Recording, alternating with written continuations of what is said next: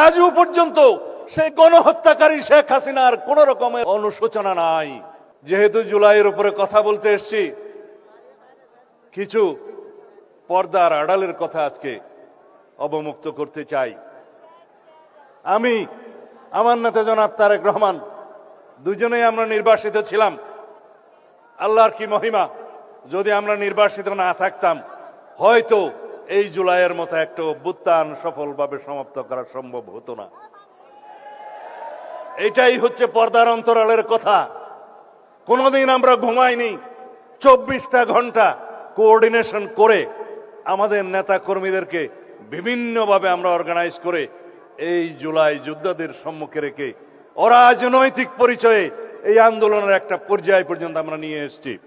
3 তারিখ 4 তারিখে আমরা যখন নৈতিক সমর্থন প্রদান করি, তারপরের থেকে বিশ্ববিদ্যালয়ের শিক্ষকদের একটা আন্দোলন ছিল, সেখানে সমর্থন দিয়ে তারপরের থেকে যেদিন আমরা 16ই জুলাই পর্যন্ত পৌঁছালাম, সেদিন আমার নেতা বলেছেন, দফা 1 দাবি 1, স্বৈরাচারের পদত্যাগ, অন্য কোনোভাবে এই সমস্যার সমাধান হবে না।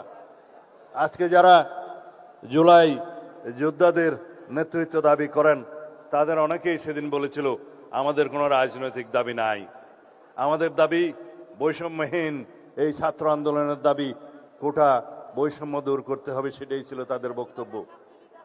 আমরা ধীরে ধীরে আমরা জানি স্বৈরাচারকে গদিতে রেখে বৈষম্যহীনতার বাংলাদেশ প্রতিষ্ঠা করা যাবে না। তাদেরকে আমরা বোঝাতে সক্ষম হয়েছি, কিন্তু তাদের সেই সাহস ছিল না। আমরা রাজনৈতিকভাবে সমগ্র বাংলাদেশের সকল মানুষকে ঐক্যবদ্ধ করে শত সহস্র শহীদের রক্তের এই স্রোতের মধ্য দিয়ে আমরা এই জায়গায় এসেছি। আজকে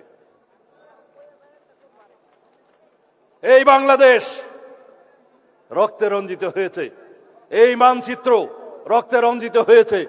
শহীদের রক্তের উপর দাঁড়িয়ে আমরা বিজয় অর্জন করেছি 5ই আগস্ট। সেখানে রাজনৈতিক পরিচয়ে যদি বিভাজন করি, তাহলে সর্ববৃহৎ অংশটি থাকবে জাতীয়তাবাদী ছাত্র দলের, যুব দলের, বিএনপির অঙ্গ সংগঠনের 450-ও বেশি। জাতিসংঘের যে রিপোর্ট, সেই রিপোর্টে 1400-র কথা বলা আছে, কিন্তু অফিসিয়ালি বিভিন্ন পত্রিকা এবং জরিপে 700 থেকে 800-র মতো খতিয়ান পাওয়া যায়। বাকিগুলো গেল কোথায়? কারণ শহীদের খতিয়ান হসপিটাল রক্ষা করতে পারে নাই, তাদের ডকুমেন্ট পর্যন্ত গায়েব করে দেওয়া হয়েছে, তাদেরকে দাফন করা হয়েছে যেন বেওয়ারিশ লাশ হিসেবে। আজকে স্বজনরা তার কবরের সন্ধান করে আমরা দিতে পারি না।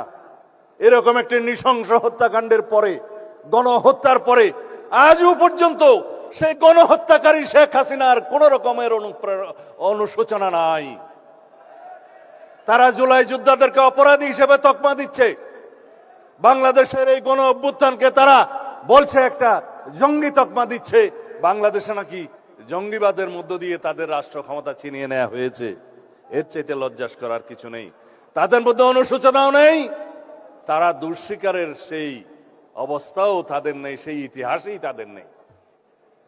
তারা উল্টো বিদেশে বসে বাংলাদেশে এখন নাকি গণতান্ত্রিক সরকারের বিরুদ্ধে বিভিন্ন রকমের ষড়যন্ত্র করছে।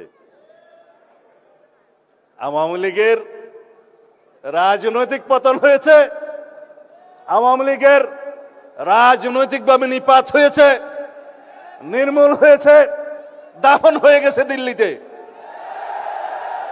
সেই আওয়ামী লীগ বাংলাদেশে আর কোনোদিন রাজনীতি করতে পারবে না।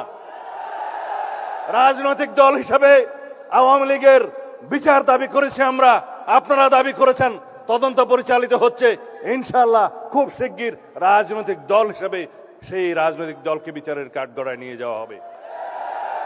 সংবিধানের 47 আর্টিকেল অনুসারে আইন সংশোধন করা হয়েছে, সন্ত্রাস বিরোধী আইনে আছে, আইসিটি অ্যাক্টে আছে, রাজনৈতিক দলের সংগঠনের বিচার করা যাবে।